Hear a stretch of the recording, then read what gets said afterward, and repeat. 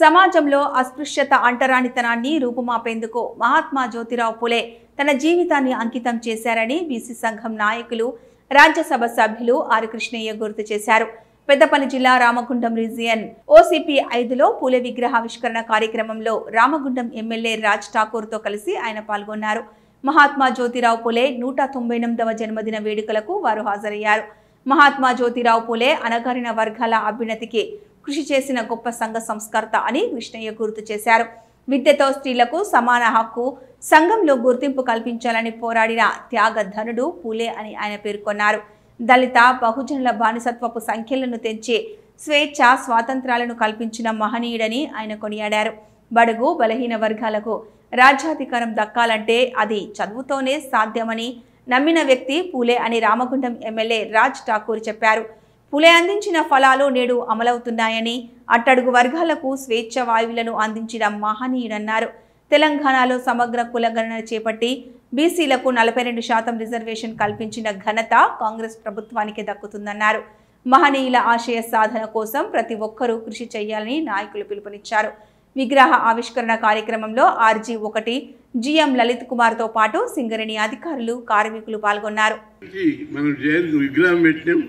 రెండు ముచ్చట్లు చెప్పాలి. పూలే అంటే ఇప్పుడు మనం స్వేచ్ఛగా రాజ్యాంగం ఉన్నది. నేను ఇలా మైకు పడుతున్నా, పార్లమెంట్లో మైకు పట్టి ప్రధానమంత్రిని రాష్ట్రపతిని ఏకి పారేస్తున్నా. కానీ ఆ రోజు రాజుల కాలం, నవాబుల కాలం, పిష్వాల కాలం, డెమోక్రసీ లేదు, మాట్లాడే హక్కు లేదు, సభను పెట్టే హక్కు లేదు, అంతేందుకు చదువుకునే హక్కు లేదు, లేదా చెప్పులేసుకొని నడిచేటటువంటి అధికారం కూడా లేదు. అట్లాంటి బానిసత్వపు కాలం లోపల మన మహాత్ముడు పూలే చదువుకుంటే ఆయన 4 ఇష్యూల మీద కొట్లాడిండు. మెయిన్గా పేద కులాలు, ముఖ్యంగా దళితులు, హరిజనులు, ఇంకా అంటరాని కులాల వాళ్ళు చదువుకోవాలి. ఒకటి, సమాజంలో అంటరాని కులాలు ఉండొద్దు, అస్పృశ్యత అంటరానితనాన్ని నిర్మూలించాలి. అదేవిధంగా ఆ రోజుల్లో స్త్రీలను భర్త చనిపోతే భర్త శవం పక్క కట్టి కాలబెట్టేవారు. సతీ సహగమనం అనేది దాన్ని, సతీ సహగమనాన్ని ఎత్తివేయాలని, దురాచారాలు, సాంప్రదాయాలన్నీ, మూఢనమ్మకాలను, మూఢ విశ్వాసాలను తొలగించాలని, వ్యవసాయదారులకు మార్కెట్. మన బీసీ బిడ్డగా ఇవాళ నేను గర్వపడతా ఉన్నా. మహాత్మా పూలే జయంతి సందర్భంగా విగ్రహావిష్కరణ చేసుకుంటాం. ప్రతి సంవత్సరం అనే ఆశయాలను గుర్తు చేసుకుంటూ ముందుకు పోతా ఉంటాం.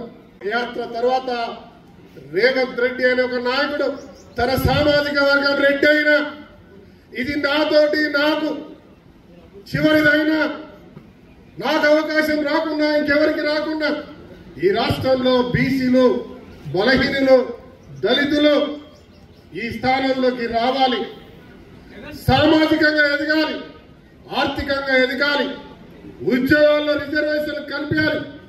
దీని పట్ల కూడా విడదీసి చేస్తే మనకు వస్తుంది తమిళనాడు మాదిరిగా అని వీరిచ్చిన సలహాను పాటిస్తూ ఇవాళ అసెంబ్లీ తీర్మానం చేసి ముందుకు పోయినాం. అనేక మంది సంఘ నాయకులందరూ వచ్చినారు, వివిధ పార్టీల వారు వచ్చినారు. ఆ రోజు అసెంబ్లీలో వారు మాట్లాడేవారు ఆమోదం పలకాల్సిన అవసరం వచ్చింది, పలికినారు. కానీ ఇది ఇక్కడితో ఆగిపోవద్దు. ఈ పోరాటం, ఈ ఉద్యమం మరి కృష్ణయ్య లాంటి పోరాటం మొదలు పెడితే దీనికి ఒక సార్థకత వచ్చింది. బీసీలకు బంగారు బాట వేసే కార్యక్రమాన్ని చేసినాం. ఎస్సీ